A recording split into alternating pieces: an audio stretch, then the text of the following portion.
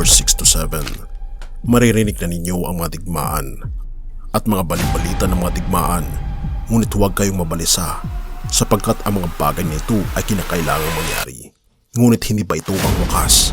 Ito ay sapagkat babangon ang isang bansa laban sa isang bansa at babangon ang isang paghahari laban sa isang paghahari. Magkakaroon ng mga tagutom at mga salot at mga lindol sa iba't ibang dako. Kaibigan, ang ating mundo ngayon ay punong-puno ng mga digmaan at mga ugong ng digmaan na hudyat na tayo ay papalapit na sa katapusan ng ating mundo. At hindi exempted ang bansang Pilipinas na kabilang sa mga nangyayaring digmaan sa kapanahunan natin ngayon. Ano nga ba ang mangyayari sa bansang Pilipinas ayon sa banal na kasulatan? Atin itong pag-usapan, mga kaibigan.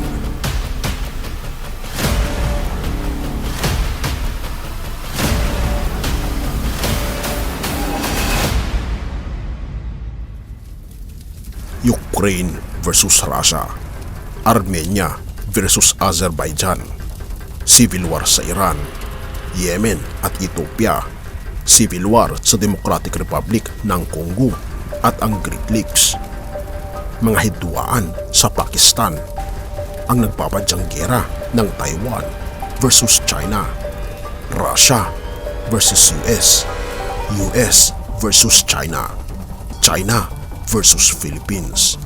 Ito ang mga nagpapadya na mga digmaan na kailangan nating tignan ngayong 2023. Makikita natin, mga kaibigan, na libu-libong mga tao na ang namatay ngayong 2023 dahil sa mga conflict sa iba't ibang bansa, mapa-civil war man ito o gera mismo laban sa isang bansa.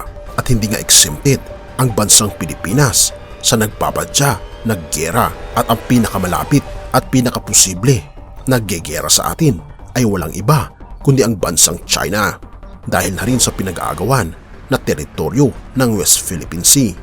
Ating nasusubaybayan ang mga nangyayari sa West Philippine Sea na talaga namang umiigting ang alitan ng China at Pilipinas. Pero ang nangyari, kabayan, ay hindi kami nakalapit sa Ayungin Shoal. Papunta pa lang kami doon ay may lumapit na puting barko ng China Coast Guard at dumidiretso, nakikita namin sa lente na papunta sa direksyon namin yung barko. Na kahit na nagkakaroon ng bilateral meetings, nagkakaroon ng mga peace talks at napakaraming pag-uusap, mga kaibigan, ay lalo namang tumitindi ang pagitan ng China laban sa Pilipinas.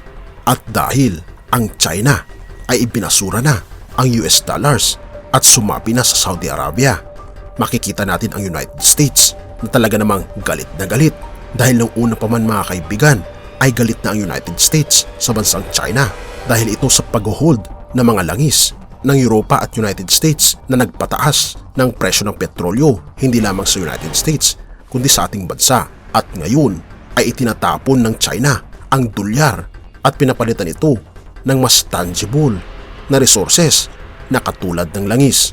Ngunit kung ating makikita, ito ay nagbibigay daan ngayon sa isang matinding conflict between United States at China. At dahil ang Pilipinas ay matindi rin ang galit sa China, ay makikita natin ang mga sunod-sunod ng mga drills ng militar dito sa ating bansa na kasama ang United States of America.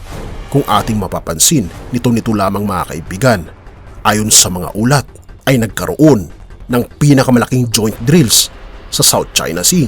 Kabilang sa drill na ito ay ang pinagsanib puwersa ng mga militar ng United States of America at ang Pilipinas.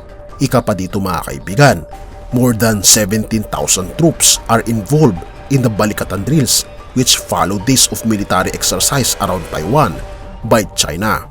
Kung ating mapapansin, ito na ang pinakamalaki na military drill sa kasaysayan ng Pilipinas pagkatapos ng World War II, dahil kung ating mapapansin ay tumitindi ang ugnayan ng United States at Pilipinas na magiging base ng military ang ating bansa laban sa pagtatanggol sa nagpapadya na pag-atake ng China sa Taiwan at sa ating bansa.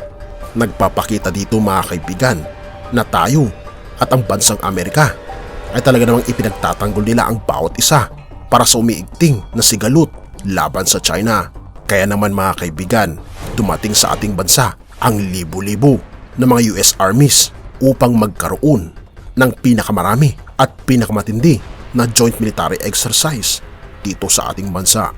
At tila baga, history repeats itself dahil nung World War II, ginamit din ng bansang United States ang ating bansa bilang military base upang sa ganun ay matalo ang mga Hapon na nagsigasigaan noong time ng World War II. At sa panahon natin ngayon, tila baga ang bansang China naman ang nagsisiga-sigaan ngayon na bulihin ang maliliit na mga bansa katulad ng ating bansa. Ngunit hindi may tatanggi na kaalyado natin ang napakalalakas na mga bansa katulad na lamang ng United States, South Korea at Japan. Ngunit ganun pa man, anumang digmaan sa mundo mga kaibigan ay walang natatalo, walang nananalo, sapagkat ang dalawang bansang mahidwaan ay parehas na talo, sapagkat maraming mga mamayan ang mamamatay dahil sa mga gyerang ito. Kaya naman wala na tayong ibang tataguan kung magkakaroon man ng World War III mga kaibigan. Ngunit ang ating sandigan lamang ay walang iba kundi ang ating Panginoong Diyos, ang ating Panginoong Hesus lamang. Siya ang ating sandigan. Kaya naman kahit na nagkakaroon ng sigalot, huwag maging matigas ang ating mga puso at ipairal ang kabayanihan, kundi dapat ang tunay na bayani ay nagbibigay ng kapayapaan. Binabanggit sa Mateo 5 verse 9, mapalad ang mga gumagawa ng paraan para sa kapayapaan, sapagkat sila ituturing ng mga anak ng Diyos. Kaibigan, nais ng ating Panginoon na tayo ay bumuo sa ating puso ng hindi pagkamuhi sa kaninuman o sa mga bansang kumakalaban sa atin, kundi nais ng ating Panginoon na ipairal natin ang kapayapaan. Kapayapaan sa ating puso at kapayapaan sa ating sanlibutan. Ito'y dapat nating ipanalangin upang sa ganun walang mapipiligro. Lahat ay magiging matagumpay. Lahat ay magkakaroon ng kapayapaan. Tayo manalangin. Ama naming banal, makapangyarihan naming Diyos, salamat Panginoon sa lahat ng aming natunghayan. Natunay nga kami po ay nabubuhay na sa huling kapanahunan. Gabayan po kami. Turuan kami na magkaroon na gumawa ng kaparaanan ng kapayapaan. Higit sa lahat, tulungan ang aming mga puso na magkaroon ng kapayapaan at pagpapatawad.